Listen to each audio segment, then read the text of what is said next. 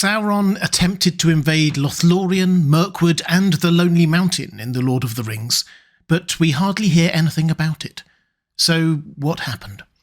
Hi everyone, this is Robert. Welcome to Deep Geek. On this channel we cover The Lord of the Rings in nerdy detail, as well as other great fantasy worlds like A Song of Ice and Fire and The Witcher. Welcome.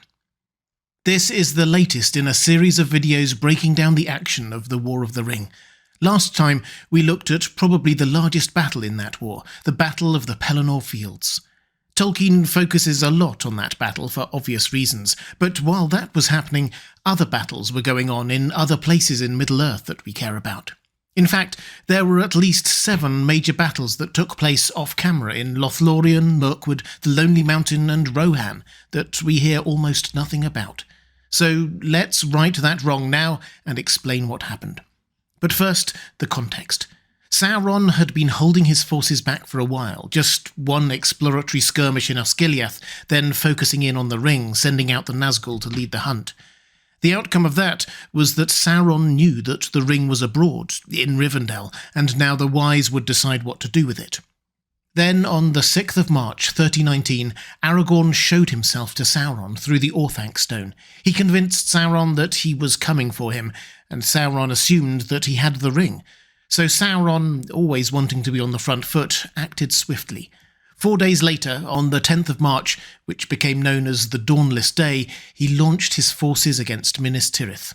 He also, probably a bit earlier, sent out a force to take Caer Andros and push on into Rohan, and instructed his allies, the Corsairs of Umber, to harry and raid the coast of Gondor, so Minas Tirith's friends, fiefs and allies couldn't help in the defence of the city.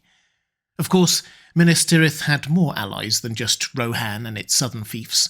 Sauron needed to make sure that they didn't come south to help either. So the plan seems to have been to send armies there too. Not so much as to win new ground, but to keep everyone occupied. If Thranduil was focused on defending his kingdom, he couldn't send any elves south to aid Denethor, for example. Whether or not you think Thranduil or Dain or Galadriel or whoever would want to do that isn't the point. Sauron didn't want any elves or dwarves helping out in the south. Legolas and Gimli were enough. Thankfully for him, Sauron didn't need to march troops all the way up from Mordor to do that. He had a sizable garrison at Dol Guldur in southern Mirkwood and allies in Rhûn, so he started with what he thought was probably his greatest potential foe, Lothlorien. Or Galadriel, to be more precise. He had been long aware of her, as Galadriel herself recognises when she talks to Frodo. I say to you, Frodo, that even as I speak to you, I perceive the Dark Lord, and know his mind, or all of his mind that concerns the elves, and he gropes ever to see me and my thought. But still, the door is closed.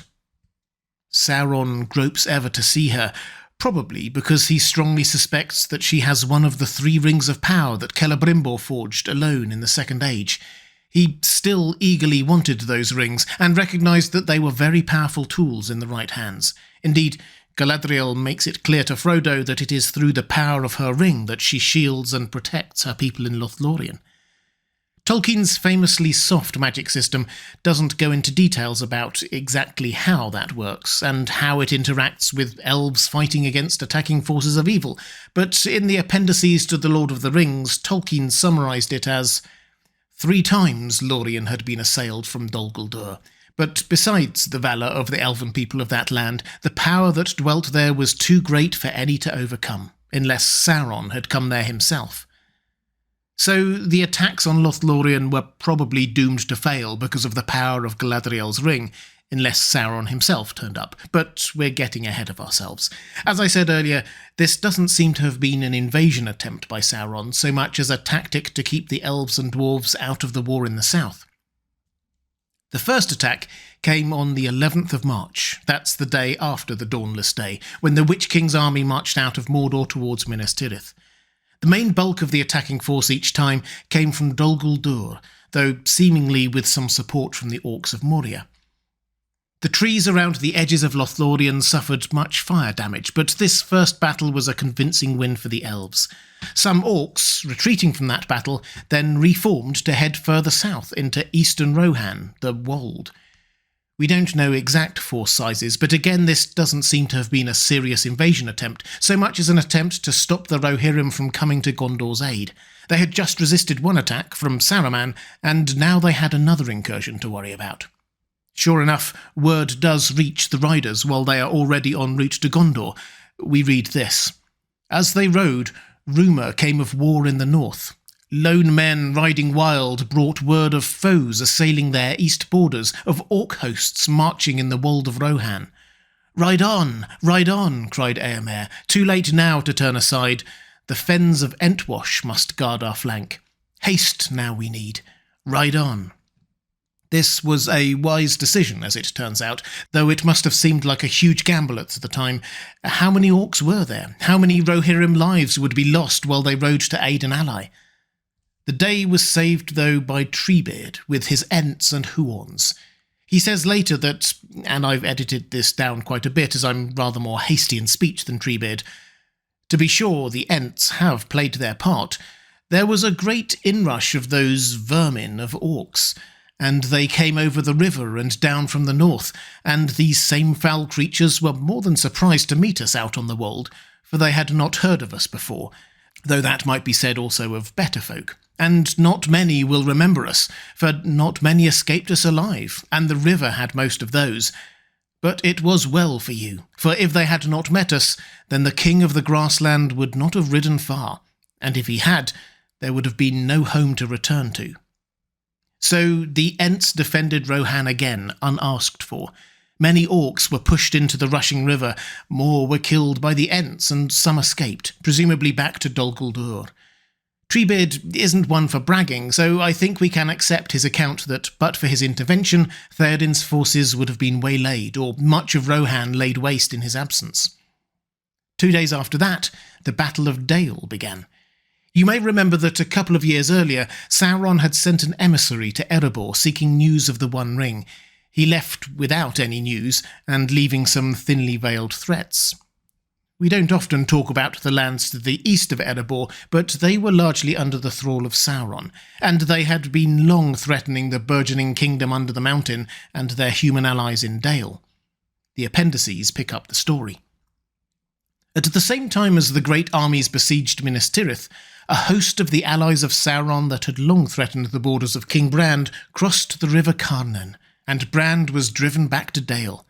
There he had the aid of the dwarves of Erebor, and there was a great battle at the mountain's feet.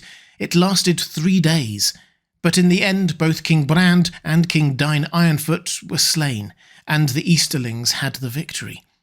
But they could not take the gate, and many, both dwarves and men, took refuge in Erebor, and there withstood a siege. When news came of the great victories in the south, then Sauron's northern army was filled with dismay, and the besieged came forth and routed them, and the remnant fled into the east and troubled Dale no more.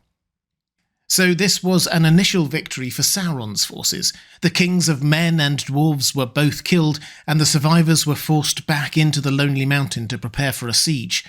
The besiegers were only vanquished when word came from the south of Sauron's demise. Not that we should diminish this victory in any way. Gandalf name-checks it a few times, noting the valour of the dwarves and how important it was that they managed to hold firm. Sauron might have done great evil in the north if King Dain and King Brand had not stood in his path. The thinking seems to have been that had Sauron been able to neutralise the dwarves and men in Dale and Erebor, he could have joined his army of Easterlings to his Dol Guldur army and sweep across the north. You can easily see how you could do a pincer attack on Thranduil's forces in northern Mirkwood from Dol Guldur and Erebor. But the dwarves and men held firm, despite heavy losses. Sure enough, while that battle was going on, Sauron's forces in Dol Guldur had regrouped after their initial losses in Lothlorien and Rohan, and once more attacked, in 2 directions this time. The second assault on Lothlorien went pretty much how the first one had, not successfully. But the battle under the trees in Mirkwood was harder fought. Huge swathes of the forest were burned, and surely many elves were lost, but the elves of northern Mirkwood prevailed, and the orcs retreated once more to Dol Guldur. Incidentally, if you are thinking to yourself right now that Sauron's forces were taking a lot of defeats, and yet still seemed to be throwing themselves into battle against superior opposition, some of which they seem to have little to no chance of defeating? The answer is yes, that's pretty much what was happening, but I think there's another layer here to Sauron's tactics that is often overlooked.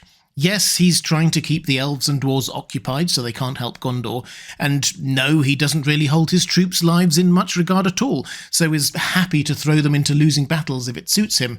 But even more to the point, Sauron was playing a long game. The number of elves in Middle-earth was finite and dwindling. Elves don't have many children, and through the Third Age they had been slowly emigrating west anyway. If he lost 1,000 orcs, he could replace them in a matter of a few years, but if they killed 100 elves, those elves would not be replaced. He could keep this going for decades if he wanted to. Remember, this is the guy who spent 3 centuries in disguise forging rings of power, just so he could sneak off and spend a few more decades forging another ring of power. Sauron was nothing if not patient. He didn't have to defeat the elves now, he could keep this going for centuries. But back to this war. Away to the south, the Battle of the Pelennor Fields had now been fought, and the assorted generals, kings, princes, and a wizard had decided to march on Mordor. We'll talk about that in the next video. Sauron's forces in Dol Guldur then launched a third and final assault on Lothlorien. Again, they failed. Although attacking 3 times does show how important Sauron thought it was, certainly more of a threat than Thranduil's elves. But then, on the 25th of March, came the end of the war in the south. Sauron and the Black Gate had fallen, the ring was destroyed, and with that, the power of Galadriel's ring also died. Still, the balance of power had shifted. Over in Dale, the Easterlings were routed by the dwarves and men, and Celeborn led a force of elves out of Lothlorien on the offensive, attacking Dol Guldur and moving northwards through Mirkwood, clearing out any evil they encountered. Thranduil led his forces south, and the 2 elven armies met halfway. Galadriel was involved too. We're told that she threw down Dol Guldur's walls and laid bare its pits, and the forest was cleansed. And that was that for the Northern Theatre. The orcs in Moria survived for a while longer, until Durin VII retook it for Durin's folk. Mirkwood was no longer murky, so they renamed it the Wood of Green Leaves, with Thranduil retaining the northern part, Celeborn renaming the southern part East Lorien, and the middle bit went to the Beornings and the Woodmen. Though, of course, even that was a short-term thing in the grand scheme of things, with the elves largely sailing west. The war in the north is often overlooked in discussions about the War of the Ring. It shouldn't be. There was every bit as much valour and tragedy and death and heroism as there was elsewhere. Though, of course, all of these battles were just supporting acts in their own way to the real struggle which happened when they were raging. Frodo and Sam, slowly but purposefully, making their way to Mount Doom. My War of the Ring playlist is on the left of your screen now, or if you'd like to see more videos on other aspects of the world of J.R.R. Tolkien and the Lord of the Rings, please click on the link to the playlist in the centre of your screen. Thanks for watching. That's all for this time. I'll see you again soon.